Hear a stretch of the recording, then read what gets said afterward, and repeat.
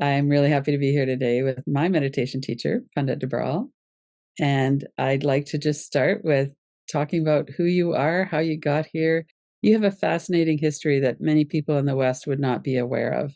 Being born into a Sanskrit speaking family, with your father being a teacher, and then the teachers that you met and your life. So I know that's a big question, but do you want to just kind of introduce us to who you are and your connection with meditation and the tradition? Good morning. Thank you for allowing me. I appreciate it. I'm from India, as you know, from the foothills of the Himalayas. That's where I was born. I was born into a scholar's Brahmin family where the teachings were right from by my birth. My father was the head of the Sanskrit college. So I had an environment of this education, especially the language in which all our scriptures are written in Sanskrit language. My father used to speak in Sanskrit, even to the cows at home. So the opportunity was there. So that's where the seed began naturally. I didn't try anything, but naturally began. So that's where I come from, the Sanskrit speaking family, and it's flowing into my family through generations.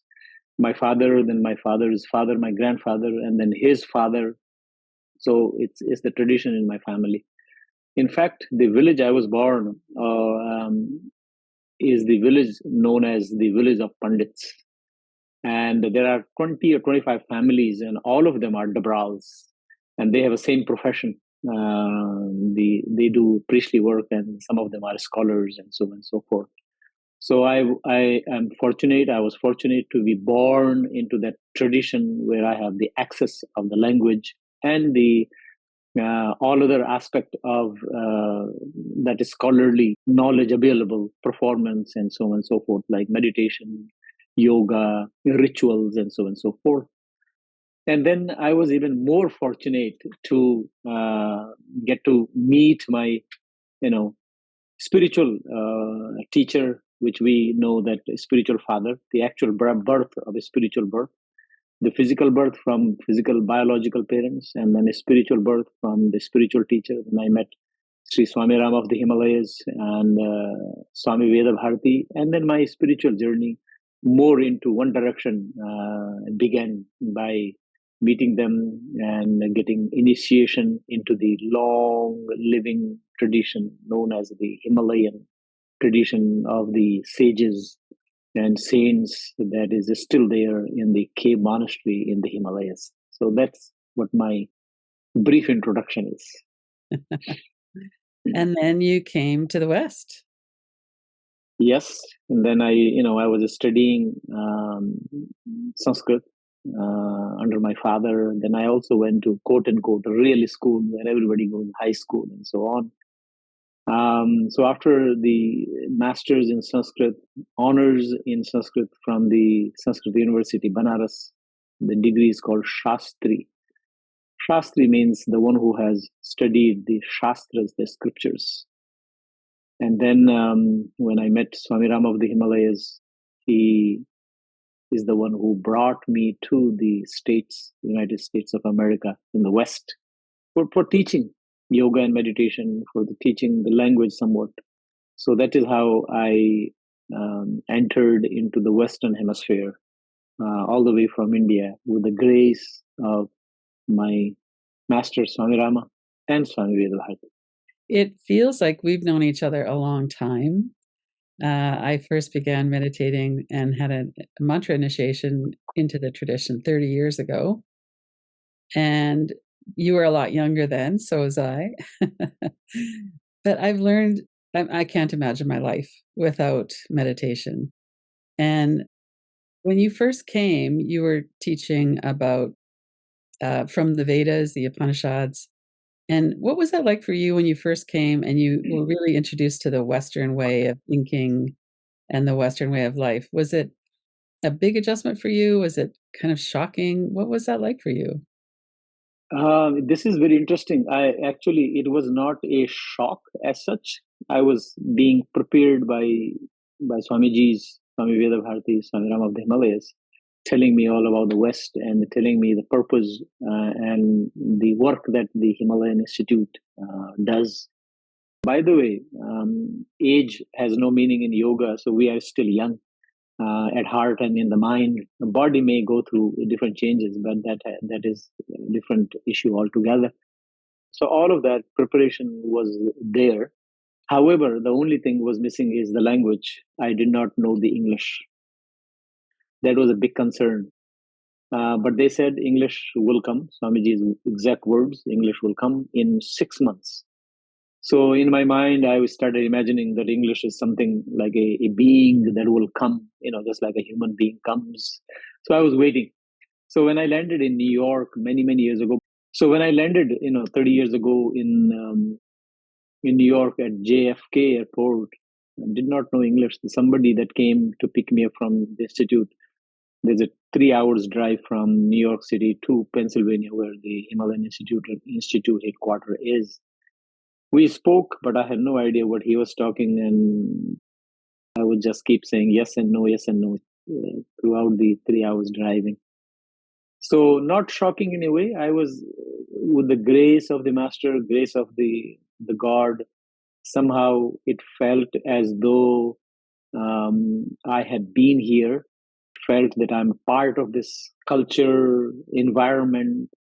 So I did not have the culture shock that people talk about. I don't remember, I don't recall.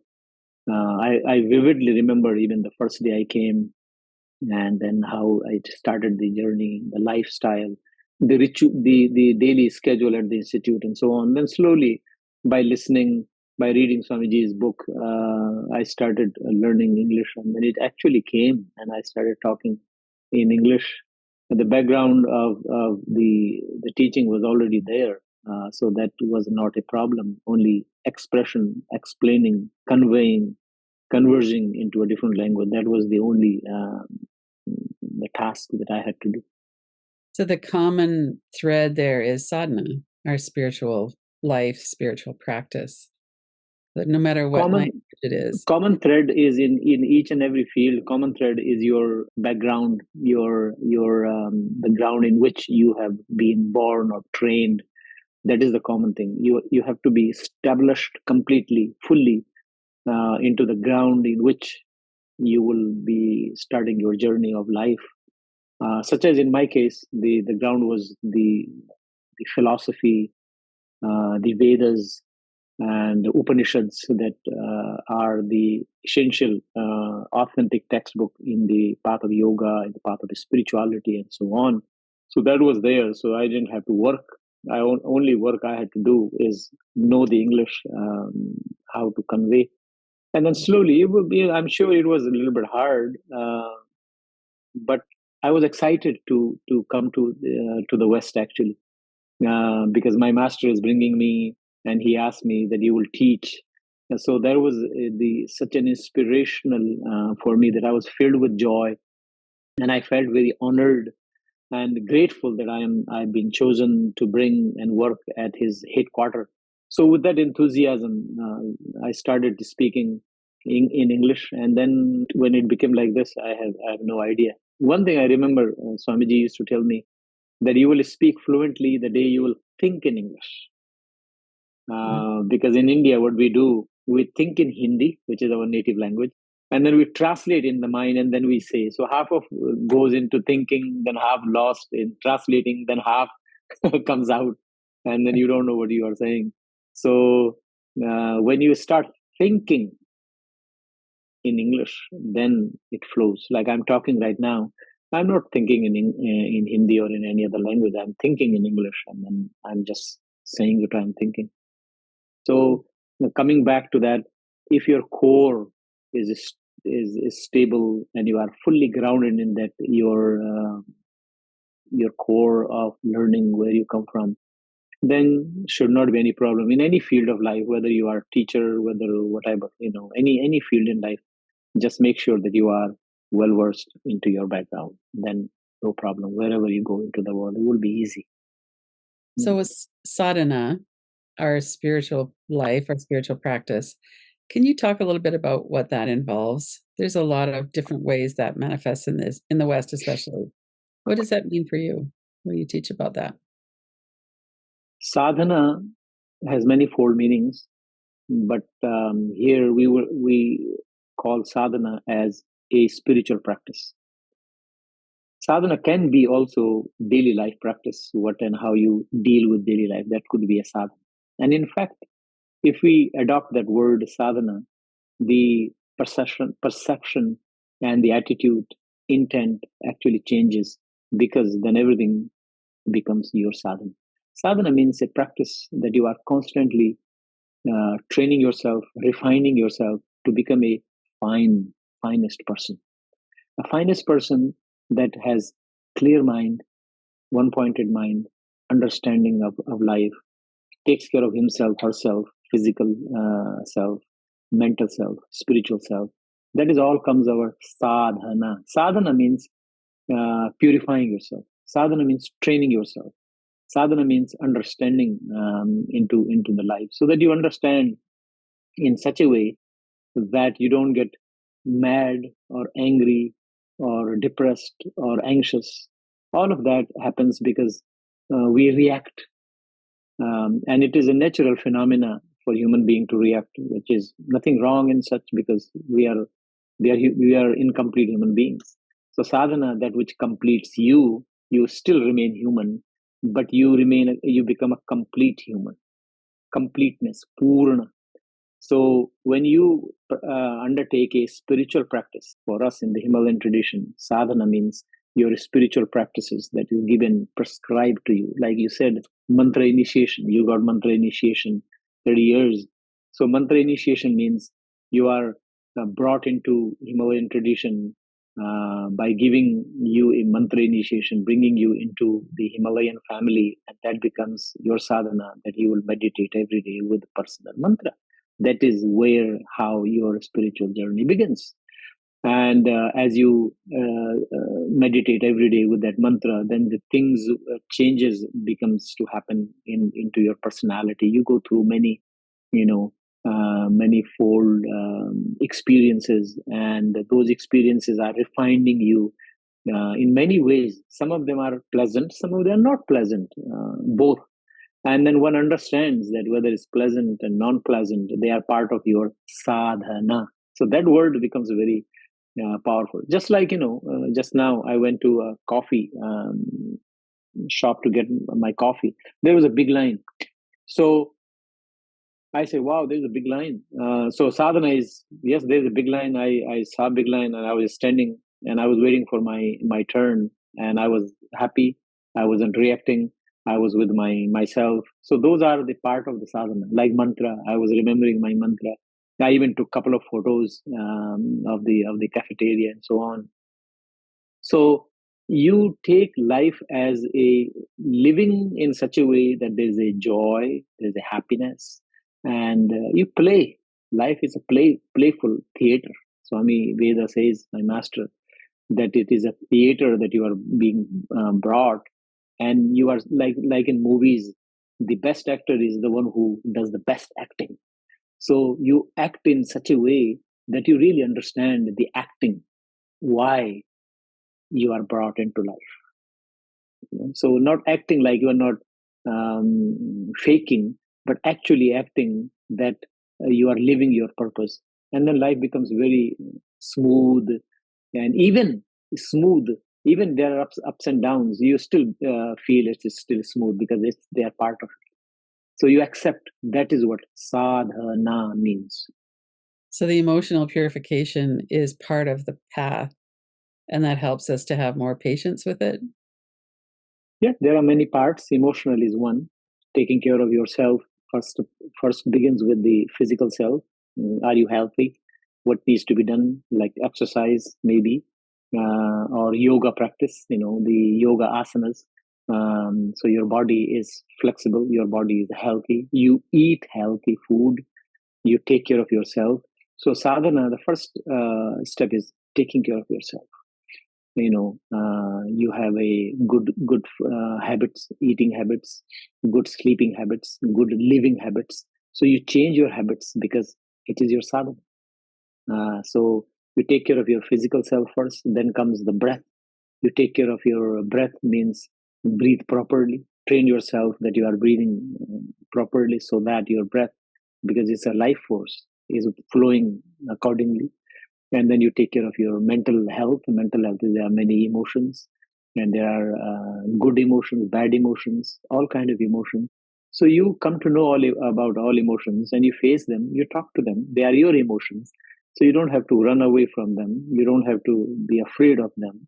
You talk to them, and then you will understand why do you have that emotion, and then you go to the source of an emotion, whatever emotion, just like maybe anger. So I would say, yeah, I have I am an angry person. I get angry. Then why do I get angry? What is the reason? And what it is that I get angry actually? And then you begin to understand, and then you really realize one day there is no point of getting angry. Why? You know, or jealousy or hatred, or depressed. Some people get depressed. Why do you become depressed? What exactly the reason is. So sadhana, spiritual practice, makes you aware to explore. Life is exploration of life into life, and that is how it begins. So emotional purification, physical purification. Purification means health. Be healthy. When the body, breath, and the mind are in synchronized, all three together, and that is what balance is. And yoga is a science of balance. Mm-hmm. So I've had some harder experiences and been very grateful for the practices, the grounding, that I'm able to stay with things. I understand myself better. Um, I don't take things as personally. So there's a lot of benefits just on a daily life basis of the practice. But I also talk to a lot of people who are really feeling overwhelmed. They're really scared. There's climate change. There's so much violence. A lot of people are just kind of feeling like it's too much. I can't handle this. How do you work with that? See, just by thinking what you just said scares you. It's too much. So what Hmm. is too much? So you are limiting yourself that you cannot handle. So those basic limitations that you have already put on yourself, that creates, quote unquote, a problem for you. You are a human being. You have given a vast capacity by nature. You can handle anything and everything, provided you want to. So yes, there's violence. There are all kind of changes happening. So they are happening outside of you. So you need to look what is happening inside of you. So the path of sadhana, especially spiritual practice, yoga, that you fix inside of you.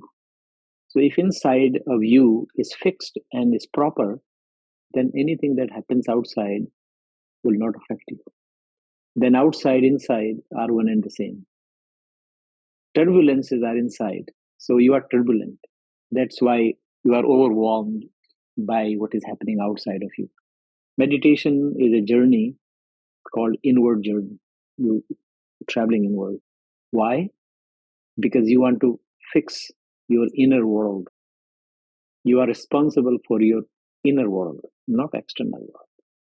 And if your inner world is balanced, inner world is trained, inner world is healthy, inner world is balanced, then anything that happens outside of your world or in real world, you can handle it. You can actually live peaceful life in midst of chaos, because something that happens outside will not affect you inside, because your inside is solid, stable, established into that balance. And that is how one sees the world. Inner world is peaceful, external world will be peaceful. However, in real life, you don't see external world peaceful. But that non-peaceful world or violent world, you individual cannot change. However, you can change yourself by being patient automatically, by being balanced, not losing your patience, not being depressed, not being angry. Otherwise, you are actually violating the principle of being violent to your own self. Swami Rama says, love yourself, be loving to yourself. And as much as you will love yourself, as much as you are loving to yourself, automatically you will be loving to other self. So that is when spreading the love into the world is. Swami Veda used to say, talking about love in a conference will not help, but practicing about love will help. That you love yourself first. Journey of sadhana, journey of yoga begins within yourself, and then you can handle anything. Human beings are capable. Capacity is enough, more than enough, given by the nature, given by the Lord, given by the whichever you want to think of. You can handle anything and everything. As you, if you know, it says human brain is such a powerful factor that you can memorize all the books there are in the world. All the books. Can you even imagine that you memorizing all the books? And why we don't think that we can do that? Because we, first of all, we don't believe in that, and we are using only 2% of our brain, our mind, and 95% is being sitting there non-used yet. So that's why we have put ourselves limitations on ourselves, and that's why we think, oh, I can't handle. Yes, you can handle. Just open yourself that yes, you can handle. You have to say that affirmation again and again. Swami Veda used to say, do your practice and focus on the positive, and the negative things will take care of themselves. Yeah. That's it, exactly. Because if you are balanced, everything will be balanced. Because you are not negative, and any negativity that comes turns into positive because your mind is positive. You see positive in negative situation. You see the best in worse situation. It would take training. It's not overnight thing, but that is what we were taught uh, to do your daily practice. We are taught daily practice every day. The way you eat, the way you eat every day, the way you sleep every day to take care of yourself, which is needed. Oh, I need food, I need sleep, I need water, and so on. All those are the needs to survive. So meditation, daily practice is a need to survive in a mental world. Otherwise, mental world can be out of control. You won't know. Like people go crazy, quote unquote. People go frantic, and that's why there is violence. That's why there is an anger. And what is happening to the world? It is because sadhana is missing. Nobody is trained. They don't know what to do with their energy. God has given us enormous energy. So it's going into a wrong direction. So this sadhana, meditation, mantra, breathing brings all our good energy to ourselves, and then it streamlines in a positive manner, and then it flows into the world. That's why Swami Veda used to say, focus on your practice. And I just said, focus on yourself, not on others. What is happening into the world, you understand, you know, but work is within yourself, within yourself. Go deep in, go deep in. Then answers will come. I find that's very true in my life for sure. That if I let myself kind of get into thinking about all the suffering in the world and everything else, I just come back to I do my practice, I do my best to help other people. And that's what's in my arena. That's I can't do anything about the other stuff. You can do what you can do, and what you cannot do, you just simply leave it alone. As there's a saying, do the best and leave the rest. Mm-hmm. If you worry about the rest, then you go crazy. You will lose your appetite, you will lose your sleep, you will lose balance. So do the best as much as you can, and what you can, you simply leave it alone. You will take nature will take care of it. So that is the approach the philosophy says. Philosophy is a great teaching. That's why one has to bring philosophy into life, and take everything in the definition by the philosophy. So entire life becomes a philosophical life, sadhana life. Philosophical life is a sadhana life. You're not living in like imagination or daydreaming or hallucination. Nothing like that. It's a real um, philosophy of life, understanding every factor. That also will tell you what is daydreaming and what is hallucination. So you're not daydreaming and hallucination here. You understand you have a body, so your body is healthy. You understand the breath, you breathe properly. You understand the mind, so you have something positive in your mind. You have a positive attitude towards everything, and you will see the experience of that, and then you will lead you further into the journey automatically. So, what are some practical steps that people could take on the path of being more grounded, being more settled and stable? How would you suggest people might deepen into that or start that? The first thing is to take care of your health, physical health. If physical health is not good, you can't do anything. Then you are wasting time, quote unquote. The word that I'm using, wasting. Physical health in a way that you have a schedule, you sleep on time, get up on time, eat well, and exercise, do yoga, walk, and so on. Those are, start from where you are. And where we are at the physical level. We see this body, we can feel, we touch, we, beautify, shower, and this and that. So externally, you take care of your body in that way. But actual taking care of body means you are eating proper, you have a proper diet, you have a proper rest, you have a proper sleep. That is the first step towards the sadhana, or the philosophical life. And then when automatically, when you have a good health, good physical health, your breath flows fine and nicely. You begin to feel much more grounded automatically by the breath, and that leads you to the mind. Then automatically, you don't have to do anything. The You will begin to feel that you have a positive attitude. You don't immediately lose your balance or your temper. You try to, you have some kind of a stability. Things do happen automatically, because it's by the nature. Because the philosophy says your true nature is that you are ever free, ever pure, ever wise. Your true nature is divine. So how do I know about that true nature? How do I get to experience that true nature? In order to experience that true nature, to do things rightly, take care of yourself. Well, how do I take care of myself? First begins with the physical self, and then it goes to the mental self automatically. It happens by the nature, because nature has given us that. So therefore, the moment you begin to take care of yourself, the door will open, and you will be led by the nature automatically.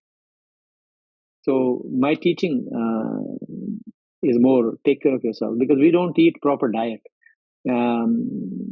In the path of yoga, diet has a lot of emphasis given, and rest is given. Sleep, you sleep on time, get up on time, and so on. So take care of your physical health first. That's the first step. Can you talk a little bit about meditation? And, I'm just thinking too about yoga nidra and really deeply resting the mind, and meditation really being able to access the stillness in the mind. That's not an experience that many people have. Meditation is a inward journey that one embarks on the path of meditation. Meditation is an inward journey that you begin to go inside rather than outside. So you are basically turning your senses. It's an inward pursuit rather than outward pursuit. So there is a systematic practice that is given, with the technique. So you apply techniques first to begin with. Begin with meditation. So such as you learn how to sit. You would say, "What do you mean how to sit?" I know how to sit, but no, you sit the way a meditator would sit, a right posture. So you learn how to sit, number one. Then you learn how to breathe. Most people do not breathe properly or correctly. So you learn correct way of breathing and proper way of breathing. So then you combine sitting and breathing together. And then the third step is relaxing yourself. Well, I relax every day. But no, not that kind of relaxation, but a meditative relaxation with the right posture, with the right breath. So, right definition happens. Relaxing is not what people think. Your TV is on, you have a remote on your hands, and next to you is there are popcorns or food you're watching, and you are just laying half and half, and then you think you are relaxing. That is not relaxing actually. The actual relaxation is that your posture is proper, you sit straight with your spine straight, not slouching, and then you are breathing deep and long and so on, and that is the way steps to good health. So proper way of sitting, proper way of breathing, relaxation, those are the first step of the techniques that you embark in the path of meditation. And these are the tools that are allowing you to go inside, because you're looking at your posture, looking at your breath. And then you go into the third factor, which is a big factor, which is a factor that nobody has seen, and that is called mind. Swami Rama says, and the philosophy says, yoga texts say that we have three factors, three entities: mind, body, and breath. Mind and body are separated at this moment. So in order to meditate, you need to bring mind, body, and breath together. How do I bring mind, body, and together? Because mind I do not know, breath I feel, body I see. So philosophy says there's a common factor that connects the body and the mind, and that is breath. So you have to train the breath. First step of training breath is correct way of breathing, proper way of breathing. So when you get hold of the breath, when you introduce yourself to the breath, then breathing in a proper way, then that proper breath, deep breath, long breath, serene breath, even breath, calm breath will connect the body and the mind. And thereby the journey of meditation, inward journey, begins. And with that inward journey, you begin to explore many dimensions that you have not yet. It's your amazing, fascinating inner world opens the door for you. That is what meditation is. You are no longer disturbed by external objects. That is actually the definition of meditation. Dhyanam nirvishayam manah. Mana means the mind. When mind is no longer distracted by external means and ways, that state is known as meditation. That state of mind is known as meditation. So, what is the role of mantra in meditation and in the mind, working with the mind?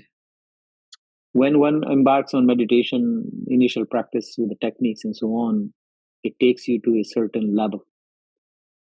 And when you reach to the level of a certain state of mind, then a need of a mantra comes to lead you further where you have reached by all these techniques. Then when techniques starts slowing down, or you leave the techniques, because meditation is not actually based on techniques, but it begins with techniques. So that is where mantra comes in place. A sadhaka or a practitioner or a student is given a personal mantra. That's why it is called personal. Personal mantra is given for you to use to go further from where these techniques, daily practice, have taken you. And the role of mantra is to get more deeper into another different dimension of the mind, because mantra and minds are like two sides of the same coin. Mantra, man means the mind, tra means that which liberates the mind from its own limitations and blocks and so on. So mantra plays a role then for the further road that you have to take in meditation. In our tradition, we are working with the internal practices. So we have these practices that we do with our health and our body and all of those things, our breath. And then we move inside, we move into the interior of the mind, the stillness of the mind. Yes, absolutely. Because everything, as I said, meditation is an inward journey. You are moving inward more and more and more. And that inward journey brings a stillness, brings the calmness, brings a certain balance that you are fully well organized with body, mind, and breath. There's a serenity in you. There is a There's a patience in you. Patience is nothing like to learn somewhere in a book. Patience automatically comes. Patience is a virtue that manifests in you. So you are patient already. So those are the inner antahkaran, means they are inside of you. You don't see them, but you experience them. Where do you see patience? But you act patiently. However, at the same time, in external world, some of the things do remain, such as taking care of your body, like allowing yourself to still continue to do yoga practice, yoga asana practice. They still continue. You can't ignore the diet. Diet plays a huge, huge, huge role. Rest, sleep plays a role. Sleep is a yoga ointment. It's a medicine that can heal you. So if you have a good sleep, you are being healed by the day. So both, there's a balance between external and internal. So you are balancing external by the internal exposure that you have, internal access that you have now, such as being patient, such as being awake, aware, and so on about yourself. When I think about you and your practice and what you teach, it always comes to mind about devotion and bhavana, and just you have such a deep, loving connection with yourself and with your practice. Yeah, that's what we were taught. Bhavana is a sentiments. Then when one undertakes meditation, goes deeper into, then automatically a, uh, a emotion of loving. Oh, I love my meditation, because you feel better and your health is better.